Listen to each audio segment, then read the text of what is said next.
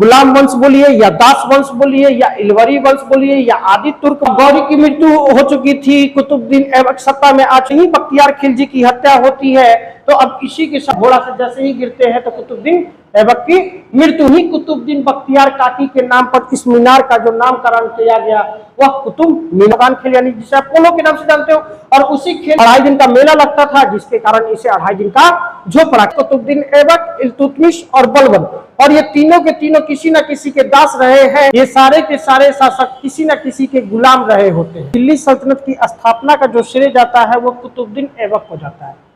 कुतुबुद्दीन ऐबक के द्वारा दिल्ली सल्तनत की स्थापना की जाती है। में मुख्य रूप से देखें तो दिल्ली सल्तनत के अंतर्गत हम लोग देखेंगे कई अलग अलग राजवंशों के द्वारा यहाँ पर अपनी सत्ता व्यवस्था की स्थापना की जाएगी, जिसमें से जो पहला जो वंश होगा जिसे गुलाम वंश या दास वंश के नाम से जाना जाता है, उसी के बारे में आज हम लोग देखेंगे। वैसे हम लोग देखेंगे तो इस दिल्ली सल्तनत के अंतर्गत गुलाम वंश ने पहला राज किया। गुलाम वंश के बाद हम लोग देखेंगे कि खिलजी वंश ने राज किया। खिलजियों के बाद हम लोग देखेंगे तुगलक वंश ने राज किया। तुगलक के बाद देखेंगे सैयद वंश ने राज किया है, और सैयद वंश के बाद लोदी वंश ने राज किया। यानी 1206 ईस्वी से लेकर के 1526 ईस्वी तक हम लोग देखेंगे जो भारतीय शासन साम्राज्य का जो काल है, जिसे दिल्ली सल्तनत के नाम से जाना जाता है। अब उसी के अंतर्गत जो पहला है 1206 से लेकर के 1290 ईस्वी के बीच का जो कालक्रम है, इसे गुलाम वंश या दास वंश के नाम से जाना जाता है। वैसे देखा जाए तो इस वंश के लिए कई अलग अलग नामों का प्रयोग किया गया है। पहला जो देख रहे हैं इसे गुलाम वंश या दास वंश के नाम से जाना जाता है। विद्वानों के द्वारा हम देखें तो इस संदर्भ में कई अलग अलग नामों का एक तरीके से प्रयोग किया गया है। तो गुलाम वंश या दास वंश कहने के पीछे का जो तर्क है वह यह है कि इस वंश के जितने भी मुख्य मुख्य शासक होते हैं, ये सारे के सारे शासक किसी न किसी के गुलाम रहे होते हैं। ठीक है, अगर इस 1206 से 1290 ईस्वी के फेज में हम देखें तो इस दरमियान में जो मुख्य मुख्य शासक आते हैं, जैसे कुतुबुद्दीन ऐबक गौरी के दास थे, ये भी किसी न किसी के दास थे। कुतुबुद्दीन ऐबक के बाद हम लोग देखेंगे इल्तुतमिश खुद कुतुबुद्दीन ऐबक के दास थे। फिर हम लोग देखेंगे कि बलबन ये भी जो होते हैं ये इल्तुतमिश के दास होते हैं। यानी मुख्य रूप से देखें तो 3 मेन शासक आते हैं, कुतुबुद्दीन ऐबक, इल्तुतमिश और बलबन, और ये तीनों के तीनों किसी न किसी के दास रहे हैं। इसीलिए इसे क्या कहा जाता है, गुलाम वंश या दास वंश के नाम से जाना जाता है। क्लियर। दूसरा कहते हैं इसे आदि तुर्क। आदि तुर्क कहने का मतलब हुआ कि पुराने तुर्क, आरंभिक तुर्क, जो शुरुआती समय में जो तुर्क भारत में आते हैं और अपनी सत्ता व्यवस्था की यहाँ पर स्थापना करने में सफलता को प्राप्त कर लेते हैं, उन्हीं तुर्कों को क्या कहा गया, आदि तुर्क। ठीक है। एक प्रमुख विद्वान है अजीज अहमद। अजीज अहमद ने इन्हें आरंभिक तुर्क शासक भी कहा है। ठीक है, आरंभिक तुर्क शासक कहिए या आदि तुर्क कहिए, दोनों सेम चीज। ठीक है। अब इलवरी तुर्क, इन्हें इस वंश को इलवरी तुर्क के या इलवरी वंश के भी नाम से जाना जाता है। इसी गुलाम वंश के देखेंगे तो एक मेन शासक होते हैं इल्तुतमिश। इल्तुतमिश जो थे वो इसी इलवरी वंश से संबंध रखते थे, इसी इलवरी वंश के थे। इसीलिए उन्हें इस वंश को विद्वानों के द्वारा क्या नाम दिया गया, इलवरी वंश नाम दिया गया है। क्लियर। एक और प्रमुख विद्वान है हबीबुल्लाह। हबीबुल्लाह के द्वारा इस वंश को ममलूक वंश या ममलूक शासक नाम दिया गया है, जो एक आधुनिक अनुसंधान के आधार पर ये जो नाम दिया गया है इस वंश को कि ममलूक वंश। ठीक है। अब सबसे सुटेबल जो नाम है इस वंश के लिए 1206 से 1290 ईस्वी के बीच तक के, वो नाम आता है ममलूक। ममलूक शब्द मुख्य रूप से देखें तो ये जो शब्द प्रयोग किया जाता था मिस्र और अफ्रीका में उन व्यक्तियों के लिए प्रयोग किया जाता था जो सेना नायक होते थे, और सेना नायक अपनी योग्यता के बदौलत अपनी स्वतंत्र सत्ता को वो स्थापित करने में सफलता को प्राप्त कर लेते थे। उन्हीं को कहा गया ममलूक, और ममलूक से ही आया, और ममलूक से ये शब्द जो प्रयोग किया गया एक तरीके से इस वंश के लिए किया गया है। क्लियर। तो नाम में हम लोगों ने देखा गुलाम वंश बोलिए या दास वंश बोलिए या इलवरी वंश बोलिए या आदि तुर्क बोलिए या आरंभिक तुर्क बोलिए या ममलूक वंश बोलिए, इन इतने सारे नामों से जाना जाता है। क्लियर। अब इस वंश के शासकों के बारे में हम देखें तो इस वंश की स्थापना जो करने का श्रेय जाता है वह कुतुबुद्दीन ऐबक को। कुतुबुद्दीन ऐबक के द्वारा दिल्ली सल्तनत की स्थापना की जाती है। हम लोगों ने इससे पहले देखा था महमूद गौरी के बारे में। महमूद गौरी के बारे में हम लोगों ने देखा था, तो महमूद गौरी के 3 दास थे मुख्य रूप से। जिसमें से एक कुतुबुद्दीन ऐबक था, दूसरा आपका कुबाचा था और तीसरा आपके याल्दोज थे। ठीक है, कुतुबुद्दीन ऐबक को गौरी के द्वारा दिया जाता है दिल्ली का प्रांत, की आप दिल्ली वगैरह के क्षेत्रों को देखो और इन क्षेत्रों से जो भी टैक्स वगैरह आएगा या इन क्षेत्रों की प्रशासनिक व्यवस्था को कैसे संभालनी होगी, ये कंप्लीट रूप से जिम्मेवारी सौंपी जाती है गौरी के द्वारा कुतुबुद्दीन ऐबक को। फिर देख रहे हैं सिंध और मुल्तान का क्षेत्र, ये जो आप एरिया देख रहे हैं पाकिस्तान का। ठीक है, अब ये एरिया सिंध और मुल्तान का क्षेत्र दे दिया जाता है कुबाचा को कि आप यहाँ का क्षेत्र को संभालो। गजनी, ये आप देख रहे हो अफगानिस्तान का क्षेत्र, अफगानिस्तान का क्षेत्र गजनी, और यहाँ का क्षेत्र दे दिया जाता है याल्दोज को कि आप इन क्षेत्रों को संभालो। ठीक है, अब जैसे ही महमूद गौरी की मृत्यु हो जाती है तो महमूद गौरी का कोई उत्तराधिकारी नहीं था, उनका कोई पुत्र नहीं था, तो उनके पुत्र नहीं थे तो इन तीनों जगहों का जो इक्तादार बनाया गया था महमूद गौरी के द्वारा, ये तीनों क्या करते हैं कि अपने अपने क्षेत्रों में स्वयं को एक स्वतंत्र शासक की भांति कार्य करने लगते हैं। हालांकि यहाँ पर कुतुबुद्दीन ऐबक क्या करते हैं कि महमूद गौरी की मृत्यु के पश्चात भी वो अपनी निष्ठा गौरी के प्रति बनाए रखते हैं और उन्हीं के एक दास की अनुरूप अपने कार्य को करना प्रारंभ कर देते हैं। क्लियर यहाँ तक? अब गौरी की मृत्यु हो चुकी थी, कुतुबुद्दीन ऐबक सत्ता में आ चुके थे। अब थोड़ा सा हम लोग कुतुबुद्दीन ऐबक के आरंभिक जीवन के विषय में देखें। इनके आरंभिक जीवन के विषय में देखें तो कुतुबुद्दीन ऐबक जब मुख्य रूप से देखें तो ये तुर्किस्तान से बिलोंग करने वाले थे, तुर्किस्तान के क्षेत्रों में इनका जन्म हुआ था। जब जन्म हुआ था तो इनको क्या किया गया कि उठा करके बेच दिया गया बाजार में। ठीक है, उस समय बड़े पैमाने पे दासों को बेचा जाता था। ये दास जो बेचे जाते थे, इनका उद्देश्य जो होता था सैनिक कार्यों के लिए कोई इनका प्रयोग कर सकता था, या आप चाहो तो इन दासों को खरीद करके उनसे आप जिस प्रकार की चाहो उस प्रकार के कार्य ले सकते थे। इधर देखेंगे मध्यकालीन इतिहास में बहुत तेरे ऐसे शासक मिलेंगे जो किसी न किसी के दास रहे हैं, जो बाजार में उनको खरीद करके लाया गया है। जैसे कि हम पहला बात कुतुबुद्दीन ऐबक की कर रहे हैं, कुतुबुद्दीन ऐबक को भी देखेंगे कि ईरान का एक बाजार था निशापुर, उसी निशापुर बाजार में इन्हें बेच दिया जाता है। और बेचने के बाद देखेंगे कि इन्हें जो खरीदते हैं काजी फखरुद्दीन अब्दुल अजीज, काजी फखरुद्दीन अब्दुल अजीज इनको खरीदते हैं और अपने यहाँ रख करके वो इन्हें ट्रेंड करना शुरुआत कर देते हैं। उनके द्वारा इन्हें घोड़ा चलाना, तीर अंदाजी चलाना या अन्य चीजों को सिखाया जाता था। पहले के समय में जब दासों को खरीदा जाता था तो वो सैनिक उद्देश्य से जो दास खरीदे जाते थे उन्हें सैनिक योग्यताओं में भी दक्ष किया जाता था, उन्हें ट्रेंड किया जाता था। मध्यकालीन इतिहास में देखेंगे तो बहुत ऐसे व्यक्ति हुए जिनको खरीद करके लाया गया है। जैसे पहली बात है तो मैं कुतुबुद्दीन ऐबक की कर रहा हूँ, इनको भी बाजार से खरीद करके लाया गया था। इल्तुतमिश की बातें करेंगे, इल्तुतमिश को भी खरीद करके लेकर आया जाता है। फिर से देखेंगे बलवन को भी खरीद करके लेकर के आया जाता है। फिर हम लोग देखेंगे कि अलाउद्दीन खिलजी के शासनकाल में दक्षिण भारत का पूरा समग्र अभियान करने वाले होंगे मलिक काफूर को भी खरीद करके लाया जाता है। उनको 1000 दिनार में खरीदा गया था, इसीलिए उन्हें 1000 दिनारी के नाम से भी जाना जाता है। तो ये खरीद बिक्री का जो सिलसिला है ये भारतीय मध्यकालीन इतिहास में तो बड़े पैमाने पे चल रहा था और उसी दरमियान में इनको खरीद करके लेकर आया जाता है। तो अब काजी फखरुद्दीन जो थे अपने यहाँ इनको कुतुबुद्दीन ऐबक को रख करके ट्रेंड करने लगे। बट कुछ समय बाद होता क्या है कि काजी फखरुद्दीन की मृत्यु हो जाती है। अब जैसे ही उनकी मृत्यु हो जाती है तो मृत्यु के बाद क्या होता है कि उनके जो पुत्र थे वो पुत्र कहते हैं कि अब इसको रखने से कोई फायदा नहीं है, और उनके पुत्र क्या करते हैं कि ऐबक को बेच देते हैं।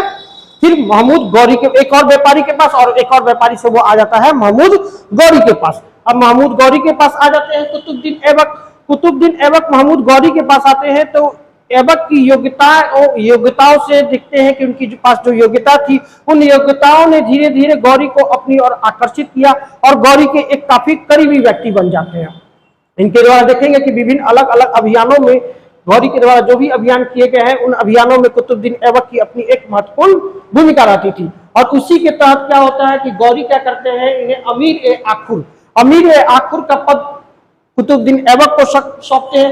अमीर ए आखुर का पद जो होता था ये व्यक्ति क्या करता था कि अश्वशाला का प्रधान होता था, कि जो घोड़शाला होते थे, अश्वशाला होते थे, जो भी अश्व होते थे घोड़े, उन घोड़ों की देखभाल करने की जिम्मेवारी जो होती थी वो इसी पद पर बैठे हुए व्यक्ति, अमीर ए आखुर के पद पर बैठे हुए व्यक्ति की होती थी। और जो कार्यभार सौंपा गया कुतुबुद्दीन ऐबक को गौरी के द्वारा।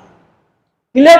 अब गौरी को कुतुबुद्दीन ऐबक को देखें तो कुतुबुद्दीन ऐबक के बारे में इनके शुरुआती समय में, क्योंकि ऐबक का अर्थ ही होता है चंद्रमा का स्वामी। ये जो शब्द है एक तुर्की भाषा का शब्द है जिसका अर्थ होता है चंद्रमा का स्वामी।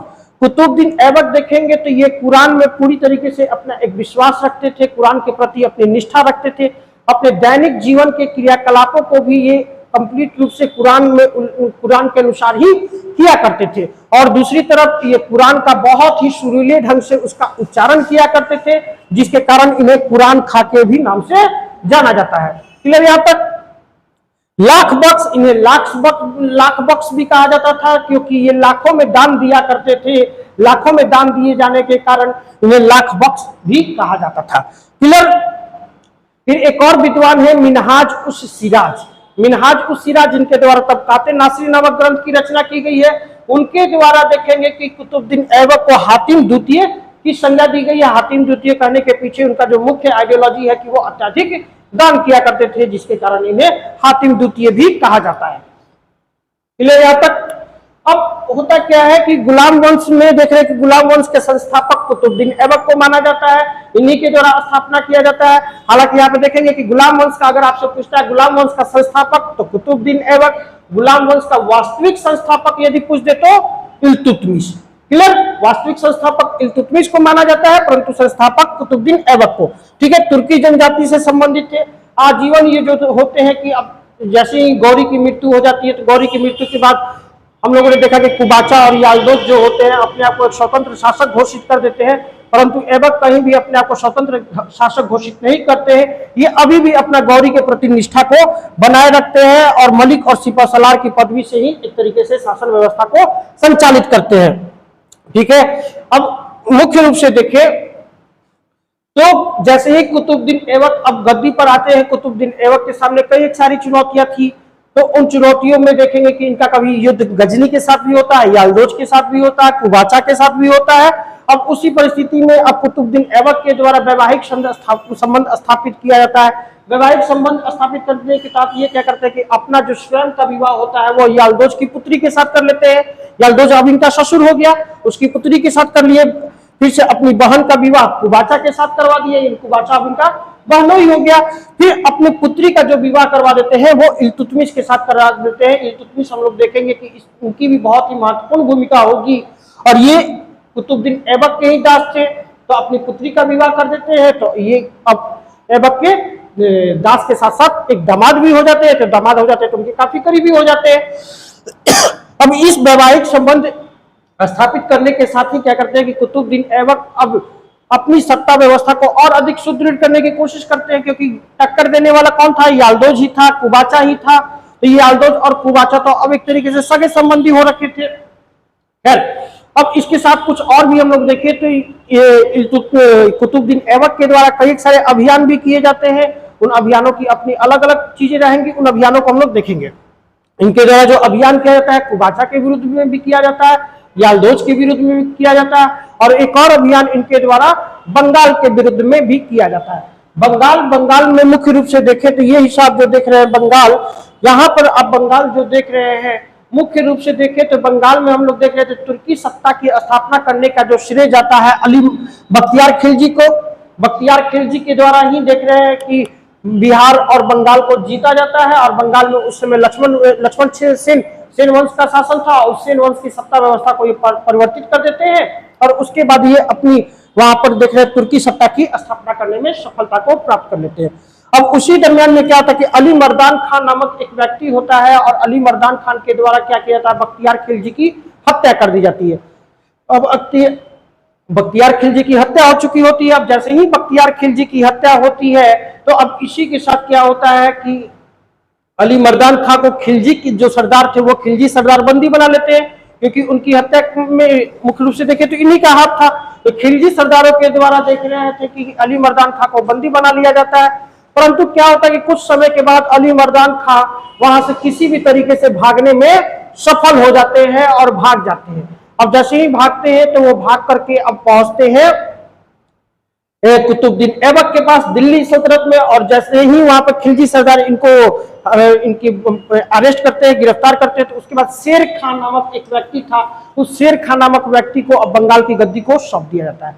दूसरी तरफ ये अली मर्दान खां क्या करते हैं, अली मर्दान खां कुतुबुद्दीन ऐबक के पास पहुंचते हैं और कुतुबुद्दीन ऐबक से कहते हैं कि मैं दिल्ली सल्तनत के प्रति अपनी पूर्ण निष्ठा और आस्था को बनाए रखूंगा, यदि आपने हमारा सपोर्ट किया तो जो बंगाल में जो स्थापित जो तुर्की सत्ता है उस तुर्की सत्ता को हम लोग एक तरीके से पुनः अपने अधीन लाने की कोशिश करेंगे। क्योंकि होता क्या है कि बख्तियार खिलजी की हत्या होती है, उसके बाद अली मर्दान खान आते हैं, तो अली मर्दान खान को खिलजी सरदार गिरफ्तार कर लेते हैं, परंतु जैसे ही अली मर्दान खां के लोगों को अली मर्दान खां को गिरफ्तार किया जाता है तो अब उसके बाद शेर खां को गद्दी पे बनाया जाता है। तो शेर खां को गद्दी पे बैठाने से पूर्व में यह शर्त ही रखा गया था कि आप दिल्ली के साथ किसी प्रकार का कनेक्शन नहीं रखोगे, दिल्ली के साथ आपका संबंध टूट जाना चाहिए। शेर खां ने उस बातों को एग्री कर दिया। अब इधर पहुंचते हैं अली मर्दान खां कुतुबुद्दीन ऐबक से कहते हैं कि अब हम लोगों का जो बंगाल पर अधिकार हो चुका था, परंतु बंगाल ने स्वयं को तोड़ दिया, अलग कर दिया, ये कहीं भी किसी भी दृष्टिकोण से हम लोगों के लिए अच्छा नहीं है। तो अब फिर देखेंगे कि कुतुबुद्दीन ऐबक के द्वारा बंगाल पर अटैक किया जाता है, बंगाल पर अभियान किया जाता है और अभियान करने के बाद वो क्या करते हैं कि शेर खां को पराजित करते हैं और फिर वहां की सत्ता व्यवस्था जो होती है इसलिए अली मर्दान खां को सौंप दी जाती है। क्लियर है तक? अब फिर क्या होता है कि इनका युद्ध जो होता है गजनी के साथ भी होता है। गजनी के शासक इस समय कौन थे? याल्दोज थे। गजनी के शासक याल्दोज थे। ये आप जो हिस्सा देख रहे हैं मुख्य रूप से गजनी का हिस्सा। अब होता क्या है कि कुतुबुद्दीन ऐबक यहाँ पर दिल्ली सल्तनत में अपनी सत्ता व्यवस्था को स्थापित कर चुके थे। तो इसी दरमियान में इनके द्वारा क्या किया था कि गजनी पर अटैक किया जाता है, गजनी पर आक्रमण किया जाता है और उसी दरमियान में ये गजनी पर जब आक्रमण करते हैं तो याल्दोज को पराजित करने में इन्हें सफलता भी प्राप्त हो जाती है, सफल हो जाते हैं याल्दोज को पराजित करके। और उसी दरमियान में ये क्या करते हैं कि लगभग 40 दिन ये गजनी में रुकते भी है। और उसी दरमियान 1208 ईस्वी में इनकी मुलाकात जो होती है ग्यासुद्दीन महमूद से होती है। ये ग्यासुद्दीन महमूद जो थे यही महमूद गौरी के भतीजे थे और उन्हीं के द्वारा देखेंगे कि इसी समय इन्हें मान्यता पत्र दी जाती है कि हम अपनी दास्ता से इन्हें मुक्त करते हैं, क्योंकि ये दास तो इन्हीं के थे। अब महमूद गौरी के थे तो महमूद गौरी का ही कोई वंशज उनको उस दास्ता से मुक्त कर सकता था। तो ऐबक को ये जैसे ग्यासुद्दीन महमूद के द्वारा उनकी दास्ता से मुक्त कर दिया जाता है। अब जैसे ही दास्ता से मुक्त कर देते हैं तो ये गजनी में अपनी डेरा को अभी जमाए हुए थे, परंतु जैसे ही वह वहां पर लगभग 40 दिन तक रुकते हैं तो अब होता क्या है कि इनका उसके साथ वहां की जो आम जनता थी, आम जनता का प्रतिरोध यानी विरोध का सामना करना पड़ता है। विरोध का सामना करने के कारण ये क्या करते हैं कि गजनी से वापस आते हैं और गजनी से जब ये वापस आते हैं तो उसी दरमियान में इनके द्वारा 1208 ईस्वी में देखेंगे कि अब दिल्ली सल्तनत की जो राजधानी थी वो लाहौर को बनाई जाती है। अब लाहौर को अपनी राजधानी बना करके ये अपनी सत्ता व्यवस्था को संचालित करना शुरुआत कर देते हैं। क्लियर है यहाँ तक? अब उसके बाद देखेंगे कि इनके द्वारा कई अन्य अलग अलग क्षेत्र थे, उन अलग अलग क्षेत्रों को भी जीता जाता है। इनके द्वारा पंजाब का हिस्सा जो देख रहे हैं, पंजाब अभी मुख्य रूप से पाकिस्तान वाला भी पंजाब और इधर अपने इंडिया में भी जो पंजाब, ठीक है, इन पंजाब के हिस्से को ये जीतते हैं। फिर उसके बाद कन्नौज का भी हिस्सा जीतते हैं, क्योंकि कन्नौज पे हम लोगों ने देखा था कि कन्नौज पे जो सत्ता व्यवस्था थी उस सत्ता व्यवस्था गढ़वाल वंश की थी, जयचंद्र वहीं के शासक थे। तो कुतुबुद्दीन ऐबक गौरी के द्वारा जितने भी अभियान किए गए हैं, इवन हम लोग देखेंगे कि तराइन का जो द्वितीय युद्ध होता है उस द्वितीय युद्ध में सफलता उन्हें दिलाने में कुतुबुद्दीन ऐबक की महत्वपूर्ण भूमिका थी। फिर चंदावर का युद्ध जो इसी कन्नौज का युद्ध हुआ था, तो इस युद्ध में भी उनकी बहुत ही महत्वपूर्ण भूमिका थी। उन्हीं के सहयोग से गौरी इस युद्ध को जीतने में सफलता को प्राप्त कर लेते हैं। तो कहीं ना कहीं उन बारीक चीजों से तो ऑलरेडी ऐबक परिचित ही थे, यहाँ किन किन रूपों में हमें कैसे किए आगे बढ़ना है, तो ये जीतने में सफल हो जाते हैं। फिर वाराणसी उत्तर प्रदेश का क्षेत्र, इन क्षेत्रों को भी जीतने में कामयाब हो जाते हैं। अलीगढ़ उसी उत्तर प्रदेश का क्षेत्र जीतने में कामयाब हो जाते हैं। लखनौती यानी जिसे आज आप बंगाल के नाम से जानते हो, ये अभी मैंने आपको दिखाया कि शेर खां को पराजित करते हैं और फिर वो बंगाल को भी जीतने में सफलता को प्राप्त कर लेते हैं। और बिहार, क्योंकि बिहार और बंगाल तो उसमें इंक्लूडेड रूप में था, तो इसलिए कंप्लीट रूप से सेन वंश की सत्ता व्यवस्था थी और उस वंश को एक तरीके से भी स्थापित करके तो देखे ही थे कि ऑलरेडी बख्तियार खिलजी के द्वारा वहां पर सत्ता व्यवस्था को स्थापना की गई थी। परंतु बख्तियार खिलजी के बाद कुछ आंतरिक जो है विद्रोह की स्थिति होती है, आंतरिक बगावत की स्थिति उत्पन्न होती है, इसलिए ना तुर्कियों का संबंध जो होता है दिल्ली से कनेक्शन टूट जाता है। परंतु उस कनेक्शन को फिर से पुनः स्थापित करने में कुतुबुद्दीन ऐबक सफलता को प्राप्त कर लेते हैं और एक तरीके से देखें तो वहां भी उनकी सत्ता व्यवस्था स्थापित हो रखी होती है। अब देखिए तो कुतुबुद्दीन ऐबक जो थे, इनके दरबार में विद्वानों के भी ये संरक्षक थे। इनके दरबार में देखिए तो मुख्य से हसन निजामी नामक एक विद्वान रहते थे, दूसरे विद्वान का नाम था फख्र ए मुदाबिर नामक ये दो विद्वान रहा करते थे। हसन निजामी के द्वारा एक पुस्तक की भी रचना की गई है, जिस पुस्तक का नाम है ताज उल मासिर नामक इस पुस्तक की रचना की गई है। इस पुस्तक के माध्यम से हमें बदायूं के विषय में विशेष रूप से जानकारियां प्राप्त होती है, क्योंकि इल्तुतमिश हम लोग देखेंगे कि बदायूं के ही गवर्नर बनाए जाते हैं कुतुबुद्दीन ऐबक के द्वारा, और वहां पर उनकी सत्ता व्यवस्था किस प्रकार से संचालित होती है, बदायूं पे जो अभियान किए जाते हैं उन अभियानों का चर्चा किया गया है ताज उल मासिर नामक पुस्तक में। क्लियर?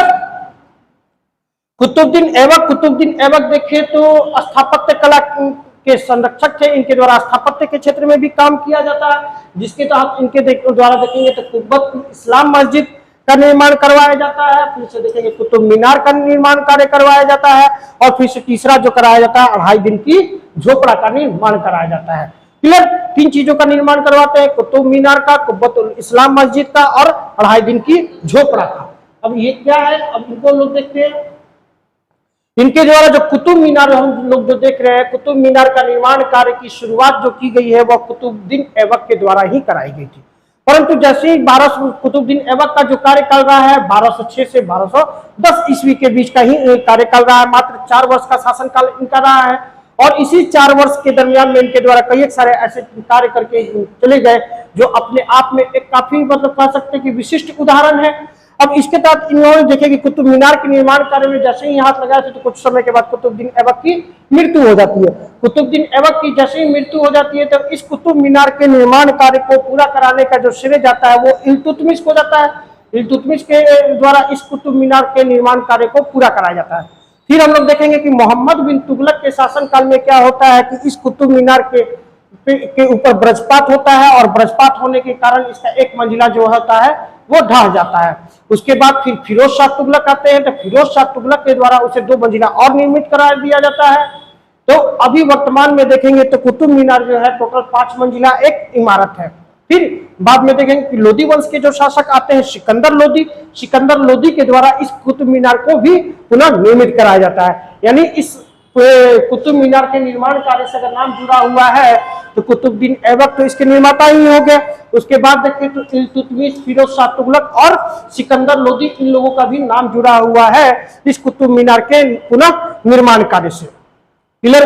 कुतुब मीनार का कुतुब मीनार नाम इसलिए पड़ा क्योंकि इसका निर्माण कार्य का जो पूरा कराया गया था वो इल्तुतमिश के द्वारा कराया गया था, और इल्तुतमिश के एक गुरु थे जिनका नाम था बख्तियार काकी, एक सूफी कुतुबुद्दीन बख्तियार काकी, ये एक सूफी संत थे, और इन्हीं कुतुबुद्दीन बख्तियार काकी के नाम पर इस मीनार का जो नामकरण किया गया वह कुतुब मीनार किया गया। इस इमारत का जो निर्माण कराया गया था शुरुआती समय में, इसका निर्माण कराने का जो उद्देश्य था वो अजान के लिए कराया गया था, कि अजान जो होता है ना उस अजान के लिए इसका निर्माण कार्य कराया गया था।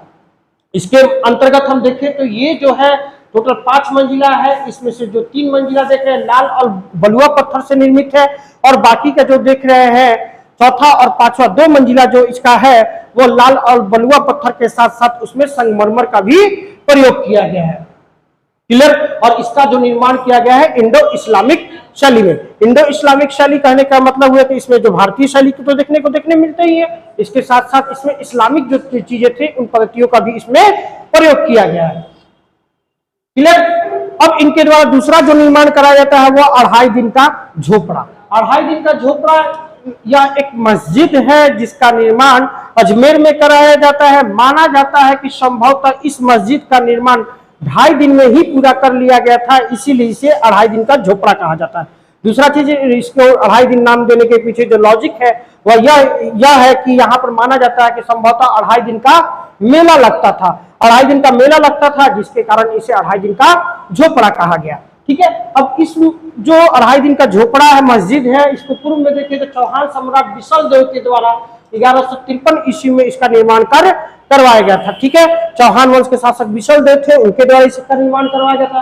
पहले यहाँ संस्कृत विद्यालय होता था, यह पहले संस्कृत विद्यालय था, विशल देव ने बनवाया था। इस खंडार नुमा इमारत में 7 मेहराब और हिंदू मुस्लिम कारीगरी के 70 खंबे बने हुए हैं। ठीक है, यह हिंदू मुस्लिम शैली का यह भी एक तरीके से उदाहरण है। मुख्य रूप से देखें तो यह पहले क्या था, एक संस्कृत विद्यालय था जिसका निर्माण चौहान वंश के शासक विशल देव के द्वारा किया गया था। और उन्हीं पे देख रहे हैं कि अवशेषों पर इस 2.5 दिन झोपड़ा नामक मस्जिद का निर्माण करा दिया था। एक बार बीपीएससी पूछा भी था अपने पीटी एग्जामिनेशन में कि 2.5 दिन का झोपड़ा है, ऑप्शन में दे दिया था मस्जिद है, इमारत है, गुंबद है, क्या समझ रहे ना। तो अब आपको उसमें से जो सही उत्तर है मस्जिद, मस्जिद को टच करना होगा। क्लियर। फिर इनके द्वारा देख रहे हैं कि कुब्बत उल इस्लाम मस्जिद का भी निर्माण कराया जाता है जो कि दिल्ली में है। भारत में पहली कोई इस्लामिक मस्जिद मानी जाती है, भारत की पहली कोई मस्जिद, तो यही कुब्बत उल इस्लाम मस्जिद जिसका निर्माण कार्य कुतुबुद्दीन ऐबक के द्वारा कराया गया था। इस मस्जिद को देखें तो मुख्य रूप से यह पूरे भारत की सबसे पहली मस्जिद मानी जाती है जिसे कुतुब या कुब्बत उल इस्लाम मस्जिद के नाम से भी जाना जाता है। इल्तुतमिश के द्वारा इस मस्जिद के प्रांगण को दुगना कराया गया। प्रांगण करने का मतलब उसकी जो आंगन है उस आंगन को और अधिक विस्तृत किया गया, विस्तार किया गया, उसको बढ़ाया गया।